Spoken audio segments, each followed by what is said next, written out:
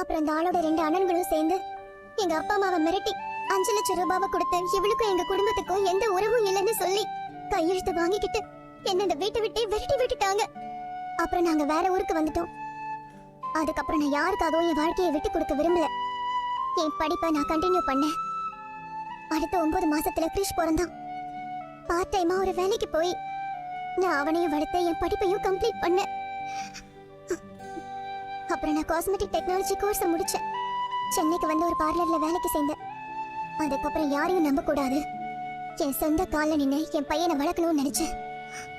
இருந்தாலும் என் மனசுல எனக்காக ஒரு வாழ்க்கை, என்ன நேசிக்கிற கிறிஷ் பிள்ளைய ஏத்துக்கிற ஒரு ஹஸ்பண்ட் இருக்கணும்னு நினைச்சேன்.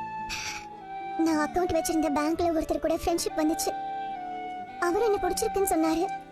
என்ன கல்யாணம் பண்ணிக்க ஆசைப்படுறேன்னாரு. நான் என் கதை எல்லாத்தையுமே அவர்கிட்ட சொன்னேன். என் பாஸ்ட் அக்செப்ட் பண்ணிக்க ரெடியா இருந்த அவன் கிறிஷ் ஏத்துக்க தயாரா இல்ல. வீட்ல பேசிட்டு சொல்றேன்னு போன அவன் அதோட என்ன பார்க்கவே வரல. யார் துணையும் வேண்டாம் தான் இருந்தேன். ஆனா நம்ம ஊர்ல சிங்கிள் மதரா இருக்கிற பொண்ணுங்க மேல ஆம்பளைங்களுக்கு ரொம்ப சுலபத்துல இருக்க வந்துரும். கூட வாழ்றதுக்கு இல்ல, அவங்க ஆசைக்கு யூஸ் பண்ணிக்கிறதுக்கு. அப்படித்தான் எனக்கும் நிறைய பேர் தொல்லை கொடுக்க ஆரம்பிச்சாங்க.